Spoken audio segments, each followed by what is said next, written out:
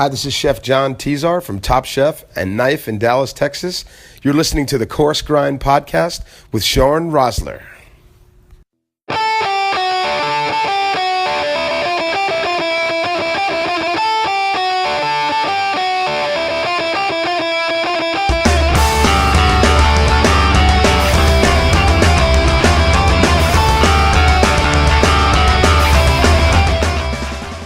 Ladies and gentlemen, welcome back. This is episode number 68 of the Coarse Grind Podcast. With you as always, Shawn Rosler, host, creator. How is everyone doing this evening? You know, I'm going to cut right to it. There are very few guests who require as little introduction as tonight's guest. But for the purpose of consistency, I'll provide a short one and let the most interesting chef testant in the world handle the rest. Born and raised in the heart of Mexico, the son of a Japanese father and a Mexican mother, tonight's guest has worked inside LA's most acclaimed kitchens, from the 4-star Bastide restaurant to Beverly Hills Mastro's Steakhouse. He owns Mexikosher restaurant, the first authentic kosher Mexican restaurant in Los Angeles, and arguably the first of its kind in the entire United States. He expanded Mexikosher to the Upper West Side of New York City and has since been seen being the ever-busy chef behind Concepts, Barrio, and his most recent brainchild, the Nixon Chops and Whiskey, located in Whittier, California. Our guest is proud to serve his community as a personal mentor and celebrity representative for Jewish Big Brothers and Big Sisters, Los Angeles, where he happily offers his time and expertise for fundraising and volunteer drives for the group, as well as regularly working alongside the children that the group supports, teaching healthy eating and cooking alternatives. The only thing comparable to his list of accomplishments is his list of ingredients. Complex and unique as the man himself, and a complete joy to enjoy. He took a risk, and he's here with us this evening, ladies and gentlemen, and everyone in between. My guest this evening, Top Chef standout, bowtie ambassador, restaurateur extraordinaire, and John Tizar's best friend, Chef Katsuji Tanabe. How are you doing, Chef? Good. How about you guys? Good, man. Thanks so much for finding the time to do the show. I really appreciate it. Do you really appreciate it? I certainly do, sir. I certainly do. For folks new to the program, folks with terrible short-term memories like me, starters, mains, afters, 3 sections. Starters, we talk about the chef's backstory, where they came from, mains, where they are now, and afters, a little bit more off the cuff, a little more irreverent. But no one's been injured in this many episodes, so I don't see that happening now. So without further ado, Chef Katsuji, tell me about where and what you grew up eating. I pretty much grew up eating a mix of Japanese food and Mexican in Mexico City. Something very important for my father. My father was a foodie back in the day when there was no hipsters. He was a foodie. And something that he will do every Sunday, it will be like a culinary experience. He will make amazing tempura, or he will bring a chef to make us paella, or my mom will make like octopus braised on its own ink. Or, that was what I was raised in it. A mixture, a fusion before fusion was even invented back in the 80s. Excellent. Again, far predating the hipster movement entirely. So, safe to assume you weren't a picky eater growing up. You were exposed to a good range early on? Oh, yeah. Food was always a very important part of our family. Yeah. I remember being around... Well, I don't really remember, but there's pictures of me eating Spanish-style escargot when I was like 4 or 5 years old, and grabbing the little snail with a little toothpick. That was one of my early childhood memories. Nice. Looking back to those childhood memories, are there ones that really stick out? Like if there was something you could go back to, like it really gives you that nostalgic pain in your heart. Is there one dish that reminds you of your childhood the most? Well, I would say, like, as a chef, everybody always asks the same question, like, what will be your last dish on earth? And for me, and this is the thing that keeps reminding me about my childhood, it's my mom's green enchiladas. They're not the best. They're not the most fancy. They're not the best tasting. My mom is an awful cook, by the way. Oh, Jesus. Yeah. There's like 3 or 4 dishes that are really good. And one of those dishes is the green enchiladas. And mainly, it was because she will make me wake up early just to go to school.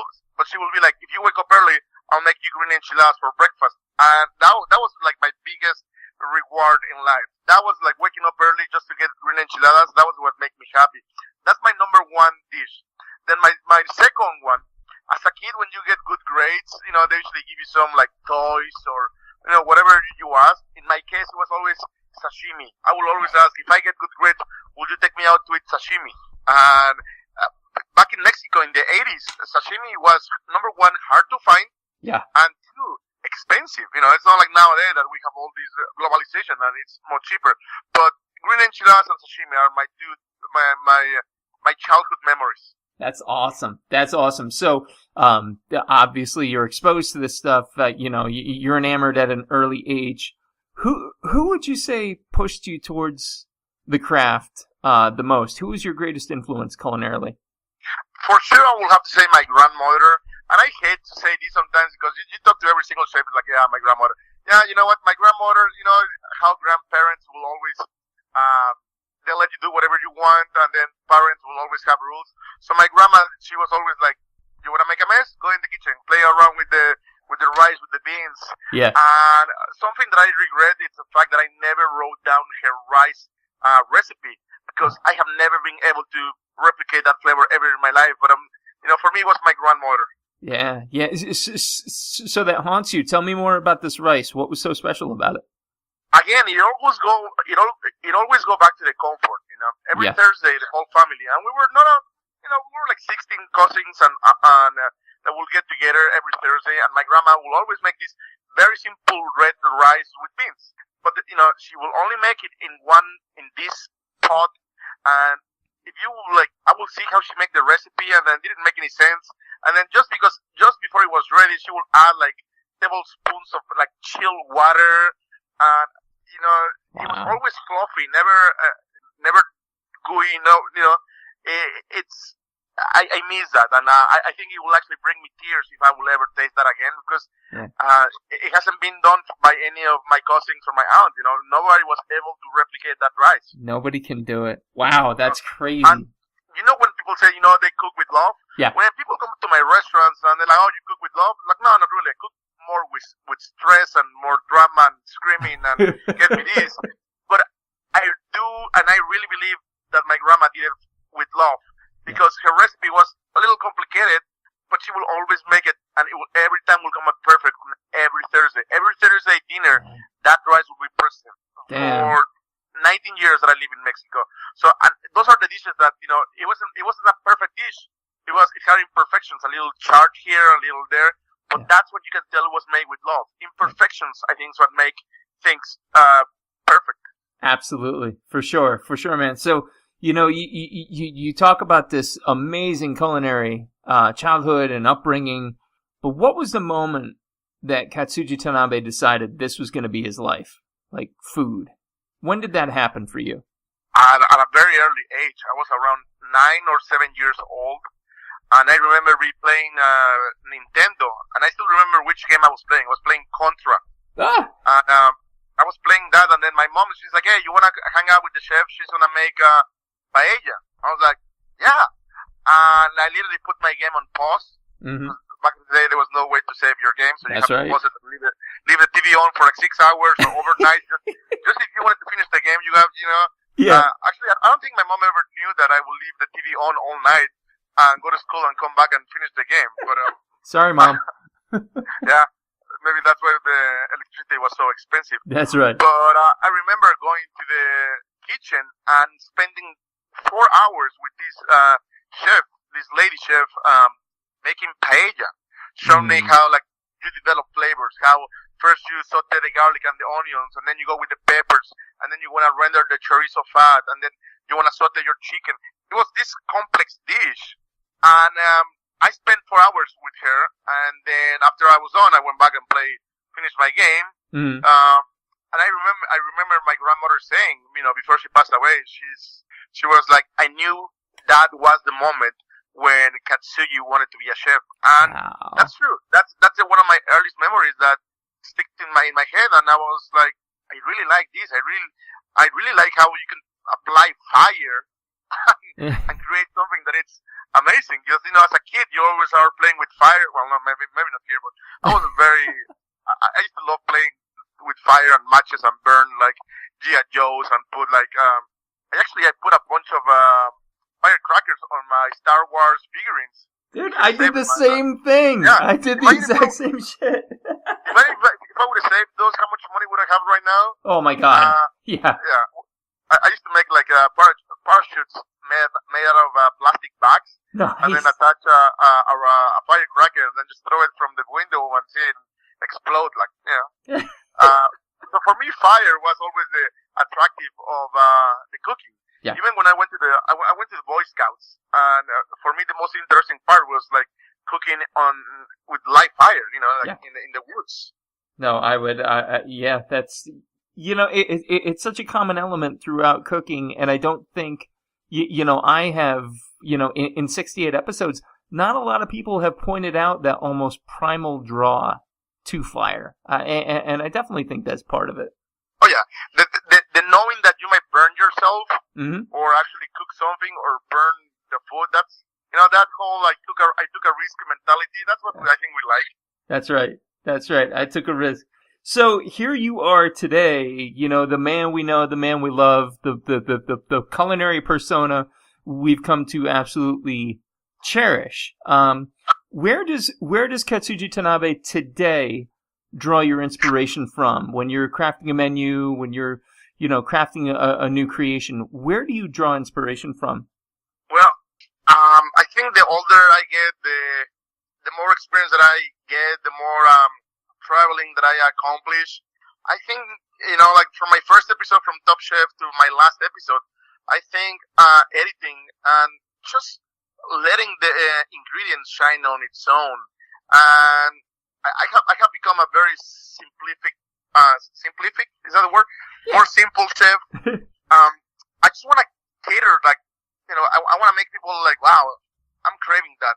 So my inspiration comes from dishes that taste, like high acid, lots of lime, lots of garlic, lots of like umami fish sauce. I just want to have like, explosions in your mouth. Yeah. So inspiration comes out to the fact that I want to please people. Yeah. Yeah. And there again, that certainly comes through, in watching you on the show, which is obviously my first, exposure to you. And that's part of the joy of hosting the show, is I get to kind of bridge that gap. It was so evident that you operated very much in the moment, but very much to please the judges, but also in a way, I think, to please yourself. Is that accurate? Do I like to please myself? Yeah. Don't we all like to please ourselves? Your palate, sir. Your palate. Yeah. Oh, my palate. Yeah. Yeah. You know what? I always say that. I always say that to my guests. Like, I'm a very selfish chef because I don't really cook. I don't cook with like something trendy. I cook what I like, and then I sell it. And then you come to my restaurant, you come to taste my food. First, I have to like it. Then I'm gonna sell it. I'm never gonna put something on the menu that I was like, well, people love. I don't know what's like a trendy dish. I don't know, something like that. Like something with quinoa. Yeah. You know what? Actually, I never put quinoa in any of my menus. You're not missing anything. No. I like quinoa. I can eat it. I eat it with my wife. She's on a diet, and then she makes these quinoa salads. They're okay. Yeah. But I'm saying, it's like, oh, okay, yeah. But it's not something you love, and therefore it's not something you could really, like, stand behind. Yeah, for sure. Looking over your career, has there been one particular dish that has stood out as that which you were proudest of? Like, is there one that stands up and ranks above the others? You know what? That's a tough question, and I think it's a great question, and I've never been asked that. There was this dish that I used to make for my wife and my friends every time they would come to the house, but then I did it on Top Chef the first episode, and they were like, "This is really bad," and I was like, "Wow, all my friends must be like really morons like in this food." But it was this it's like a chipotle cheese fondue with shrimp. Yeah. Actually, yeah. People always they come to my house like, "Hey, are you gonna make that?" And since I was on Top Chef Boston, I haven't made it for anybody. I was like, no. Now you're too afraid to. Yeah, no, I don't do it anymore. But that was at one time my best dish. The issue on Top Chef, it's just like they gave us 3 hours to come up with a dish, and I was done within 45 minutes. I was like, oh fuck, what do I do now? So I was like, let's make a salsa, let's make a garnish, let's make. I just kept adding more shit, and then they're like, well, you put like 17 ingredients. I was like, well, I was done within the first 45 minutes. And they were like, well, why don't you just take a nap? I was like, oh, I didn't know that was available. Yeah, could have done that too, huh? Yeah. And so my wife now is like, are you going to make it? It's like, no. Yeah, no, don't want to touch it. Sorry. We're out. Yeah. I'll probably go back a couple of years, just make it more, I don't know, make it back to the way that I did it was quite simple. Garlic, cheese, chipotle, shrimp, and squid ink. That's it. And then you put tortillas and you put hot sauce. Perfect. I don't know how did it go from 4 ingredients to like 17. I was very nervous. The stress got to you. Not so much the stress. It was just the nervous, like, I'm done. Am I doing something wrong? Because I'm very fast. Something that people realize about me right away is like I was extremely fast. And, I felt like maybe I'm doing something wrong. When you're on TV, it's just that level of nervousism of like, you're always second guessing yourself. Always. Definitely. I mean, and chefs, we tend to be the most insecure motherfuckers ever. We're so insecure. All of us are insecure when it comes to our cooking. Yeah, for sure. And I mean, that was early on in the show. So, like, you didn't even fully evolve into. I think now when we see you on, you were just on Top Chef Junior, correct? Yeah, I was one of the judges. Yeah, I mean, certainly a calmer experience there. But when you're first kind of bridging that gap, I mean, yeah, of course you're going to be nervous. But I would make it again. I would come. I would visit your restaurant for a crack at that Chipotle fondue. No question. You know what? I should probably put it on the menu. You could. Maybe in this new restaurant in Whittier down the road, put it. There you go. So, the restaurant industry trends left, right, sideways.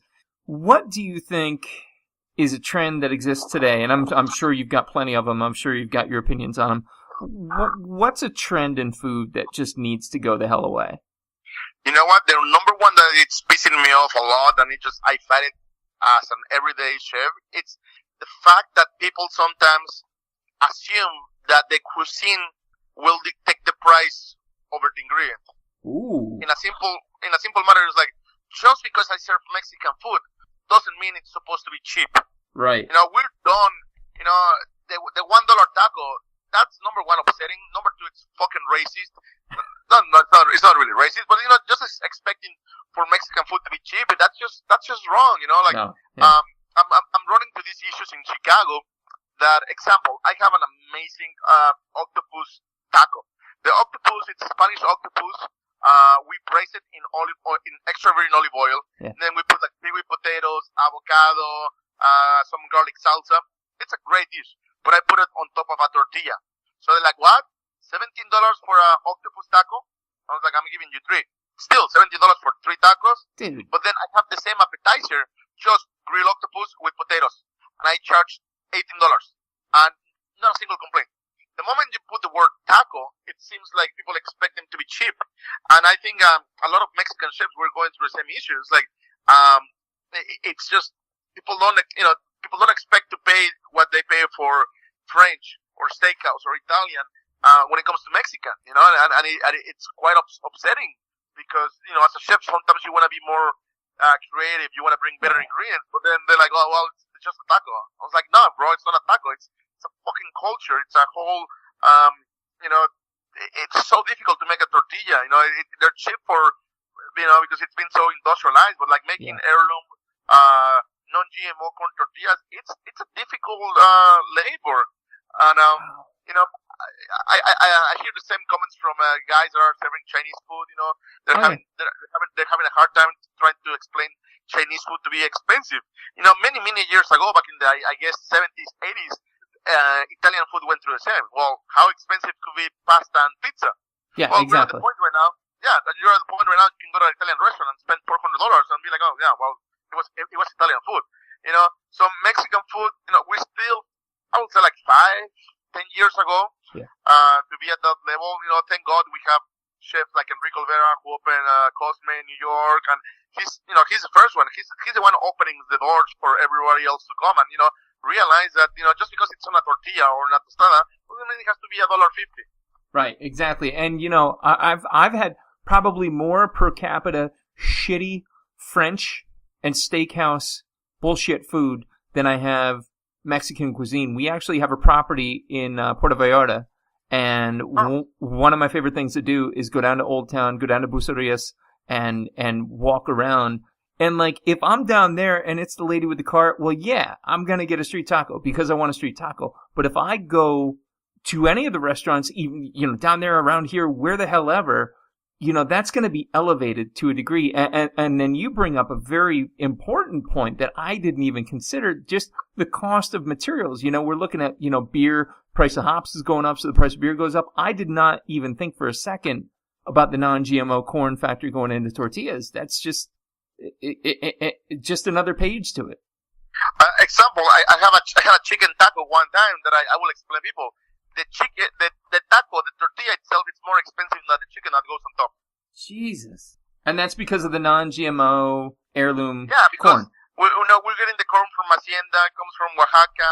There's like little producers. We're trying to, since we are in America and we can pay with dollars, we can actually buy it for way more expensive. So that will help other villages to start like getting into the wagon of like, let's go back to the ancient grains. Let's go back to the heirloom grains. Let's bring out more of the quality. If people in this country are accepting the fact that Mexican food it could be as expensive as any other, we could help a lot of people down in Mexico. Yeah. It's I really and I'll admit in my ignorance perhaps I didn't even realize that was a trend. But now that you say it, I have heard people submit that specific complaint before. So.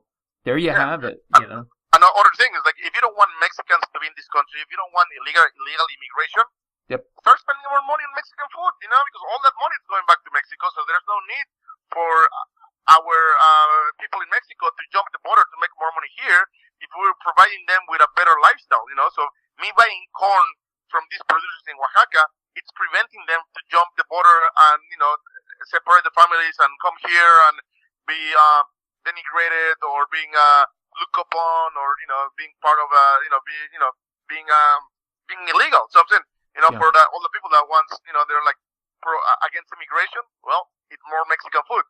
You don't want to see ethnic people in your country. Eat more ethnic food. Yep. Exactly.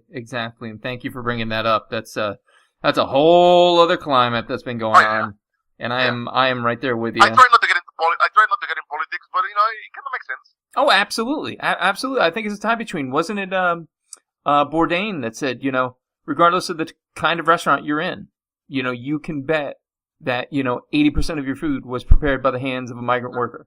Obviously. 99%. Wow. Holy shit. That is amazing. That's amazing. Going back to the food, step away from the blonde-haired buffoon in office right now. Yeah. What do you see as maybe the next big thing, or is there something you'd like to see catch on? I think now we're gonna stop seeing like extremely fancy restaurants, and we're gonna go into like food that it's more of a comfort, more of a, like all these sharing plates. There are great ideas, but when I go out with my wife or friends, sometimes you just want to have your own, like something more of a, I don't even know. I think small plates we're done with small plates. Yeah. Let's bring big plates. Let's do like shareable. If we're gonna do like a small, if your menu is, I've been in so many restaurants that are like, our menu is designed to be shareable between 3 to 4 people, and then okay, we'll get the olives, and there's like literally 4 olives. Yeah. That's just a fucking joke. I'm like, put me a whole leg of lamb, a pork belly, Yes. Something that I can share, something that communal eating. I like that. I like when we all get a roast, a big ribeye, and everybody gets a slice. Yes. That's what I want to see. I want to see bigger food in a way that makes more sense for sharing. Yeah. Maybe get rid of the sharing plates as well. The whole point of sharing is everybody eats from the same plate. I agree. So let's hope small plates go somewhere else. Yes. I think they're pretentious as well, Chef. And, the comfort, the whole, because dining is a communal experience. It's a community, it's social, and it should be. It shouldn't be this sterilized, we were actually just out in California for my 40th.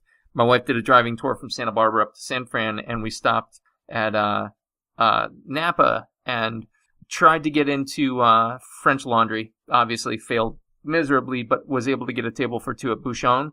I honestly think I was more comfortable in there just because, like you said, the bigger plates, it was steak free. You can't go wrong with that. That's always going to be like a big food warm hug that you can share. Mm-hmm. No question. So what's next for Katsuji Tanabe? Obviously, the Nixon Chops and Whiskey in Whittier, is poised to open. You did not open yet? But no, I opened 2 nights ago. 2 nights ago. Okay, fantastic. So this is like breaking news. 2 nights ago, and I imagine the turnout has been stellar. Nothing short of. Oh no, it's been amazing. I've been keeping it like only to 50 covers per night. Yeah. Because the last thing I want to do is like, I want to like kill my kitchen in the first days. Not being, perfection. It's a far away world. Yes. Because I don't wanna like kill my kitchen. Put them under pressure that there's no need.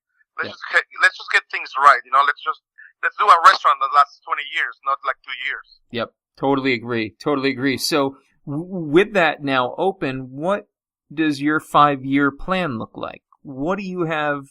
Do you have anything in development right now, or are you just focusing on this? No. I have 2 more projects that I'm working on right now. Okay. In different cities. I don't really want to get into much on details because I'm very superstitious. I even when I open this place, everyone's like, "What are you doing in Whittier?" Like, I just opened a restaurant. But yeah, it's I have 2 more projects that I'm working. Again, they are Mexican. Everything that I do now it's Mexican. I know the Nixon Chops and Steak. It's a steakhouse, but it still has a lot of like the Japanese and Mexican flavors involved. Love it. Fantastic. So stay tuned.